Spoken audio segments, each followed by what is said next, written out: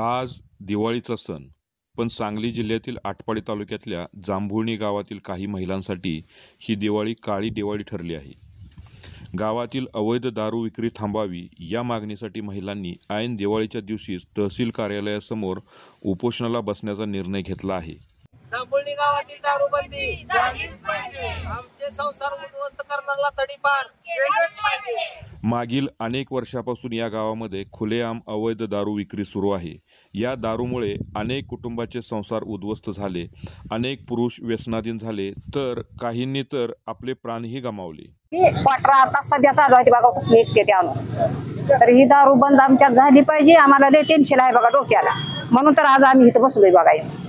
दिवाळी नाही काहीच नाही. आता पोरांना बी काय घालायचं, रसवर पैसे काढा कुठलं काढायचं आम्ही पैसे? हा, लुगडीवर कुठे जंपारवर कुठनं काढायचं? ही मजात आहे ती आम्हाला खाऊ दे ना गडी घरात. तर दारू बंद झालीच पाहिजे बघा आमच्यातली. महिलांच्या या आक्रोशाकडे प्रशासन मात्र कानाडोळा करत असल्याचा आरोप करण्यात येतोय. नागरिकांनी वारंवार तक्रारी करूनही ना पोलीस हल्ले ना प्रशासन.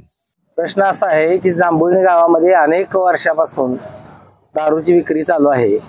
याबाबत आम्ही पोलीस स्टेशनला बळीराजा फाउंडेशनच्या माध्यमातून निवेदन दिले आहेत, एक्साईज ऑफिसला निवेदनं दिले आहेत, LCBलाही कळवलेलं आहे. तरीसुद्धा गावातील अवैधरित्या दारू विक्री चालू आहे. त्या गावामध्ये ज्यांनी गाव सुधारायचं असतं तसे सरपंच उपसरपंच किंवा वेगवेगळ्या बाबतीत त्याच्यासाठी काम करायचं असतं, तर गावातील उपसरपंचच दारू विकत आहेत. त्यामुळे गावातील प्रचंड नुकसान होत आहे.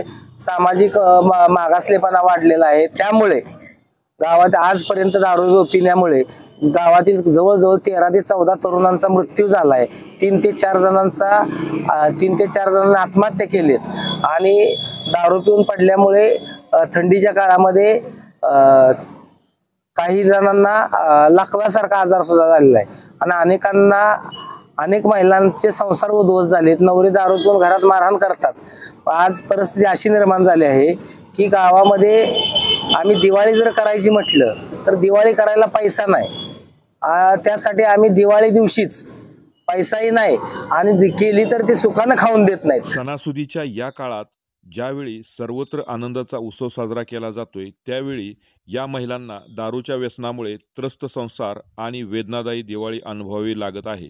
आता प्रशासन या आंदोलनाची दखल घेणार का, की या महिलांना दरवर्षी अशीच काळी दिवाळी साजरी करावी लागणार, हा प्रश्न अद्याप अनउत्तरितच आहे. ही दारू बंद झाली पाहिजे.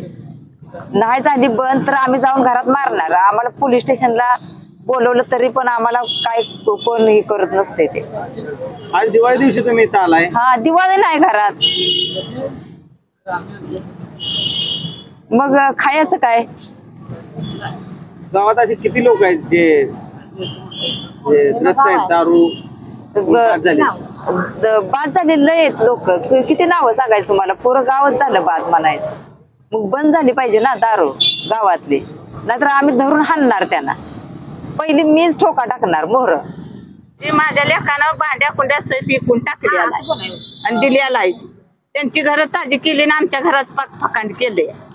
घरात काय सुद्धा ठेवलं नाही, भांड्याचं कपाट सुद्धा नेऊन इकली आलाय. करून काय खायचं? तव्या पळपुटा सहित नेऊन इकले त्याला. मग काय करायचं सांगा? आम्ही बऱ्याच वेळा पोलीस स्टेशनला बऱ्याच वेळा निवेदन दिलेलं आहे आणि अनेक प्रश्न निर्माण होतात की दारू बंद करा, तरी सतत चालू राहते गावामध्ये. आणि महिलांचं रोज संकटात महिला आहेत, रोज महिला माझ्या घरी येऊन बसतात की आम्हाला हाणमार आहे आणि घरात काही वस्तू सुद्धा ठेवत नाहीत. आणि काय अशी बेकारी झाली आहे की तरुण मुलं सुद्धा गावामध्ये दारू पितात. त्यामुळे अतिशय म्हणजे गंभीर विषय आहे. आणि याचा एवढा प्रश्न दारूबंदीचा फक्त प्रश्न मिटवावा. एक मुलगा आहे सुद्धा असा दारू मध्येच मरलेला आहे. आता 6 वर्ष झाली आणि मालक सुद्धा पेते ते. मग घरात आम्हाला भरपूर त्रास आहे. एक मुलगा आहे, त्याची मालकीन घेऊन ती मुंबईला आहे. मी इथं काय करायचं नेमकं? दारूच्या आहारी गेलेली माणसं आणि त्याच्या सावटाखाली झाकोळलेले संसार जांभुळणीतील या महिलांनी दिवाळीच्या दिवशीच दिला समाजाला जागे होण्याचा संदेश. म्हणून आम्ही आज एक दिवशी लाक्षणिक उपोषण घेतलेलं आहे. आणि ह्याच्यात जर दारू पूर्णपणे बंद नाही झाली तर यापुढे आम्ही आंदोलनाची दिशा निश्चितपणे बदलणार आहोत.